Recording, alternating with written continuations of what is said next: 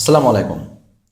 5ই আগস্টের দিন বিকেলবেলায় যখন সবাই আনন্দ মিছিল বের করে, সেই সময় আমি বের হয়েছিলাম এবং অনেক মানুষকে আনন্দ করতে দেখেছি। জাতীয় পতাকা নিয়ে ছবি তুলতে দেখেছি, গ্রুপিং ছবি তুলে ফেসবুকে পোস্ট দিতে দেখেছি। যারা এই আন্দোলনে মাঠে তো কোনোদিন নামেই নাই, উপরন্তু তারা সোশ্যাল মিডিয়ায়ও কোনোদিন একটা টু শব্দ করে নাই। কর্মস্থলে তারা কোনোদিন একটা টু শব্দ করে নাই। কিন্তু 5ই আগস্টের পরপরই তারা মাঠে এমনভাবে নেমেছে যে তারা এই আন্দোলনটাই যেন সক্রিয়ভাবে ছিল এবং আজকে সফলতা এসেছে সেই বডি ল্যাঙ্গুয়েজ তারা প্রকাশ করছে। যুগে যুগে যত আন্দোলন সংগ্রাম হয়েছে, এই সমস্ত ধান্দাবাজ লোক ছিল সৃষ্টি থেকে অদ্যাবধি। তারা সুযোগ সন্ধানী।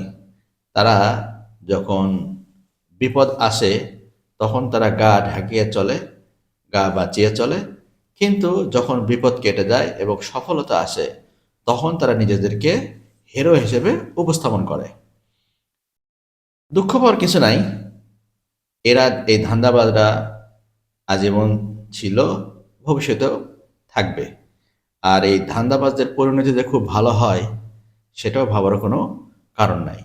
আর এই ধান্দাবাজদের জন্য আমরা যারা আহ, দেশের স্বার্থে কাজ করি তারা অবশ্যই পিছিয়ে যাব না। ধান্দাবাজরা থাকবে, আছে, ছিল। সুতরাং তাদেরকে দেখে মনে কষ্ট পেয়ে আমরা সত্যের পথ থেকে আমরা কখনো পিছপা হব না।